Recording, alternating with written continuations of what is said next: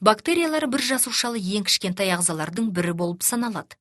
Бактерия ағзасы барлық тіршілік үдерістері өтетін бір ғана жасушадан тұрады.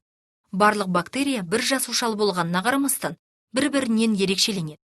Кейбір бактериялар азотты жұтады және оны өсімдіктерге тасымалдауға қабілетті болады. Лактобактериялар сүтті ашытады. Патогенді бактериялар да бактерияның бір түрі.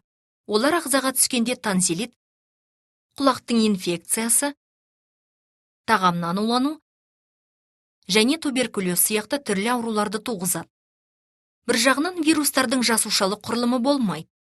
Олар жеке өмір сүрмейді, тамақтанбайды, өспейді, тыныс алмайды және өздігінен қозғалмайды. Тек басқа тірі ағзалардың жасушаларына түскен кезде олар көбейе алады. Вирус түскен жасуша дұрыс қызмет атқаруын тоқтатады да ағза ауруға шалдығады. Вирустар адамда шешек, қызылша, тұмау, вирусты гепатит сияқты ауруларды туғызуы мүмкін. Микроағзалардың туғызатын тағы бір қауіпті ауруының түрі жануарлардан жұғатын құтыру ауруы. Вирустар мен патогендік бактериялар біздің ағзамызға сумен немесе тағаммен, жұтатын ауа арқылы немесе жарақаттар арқылы түсуі мүмкін.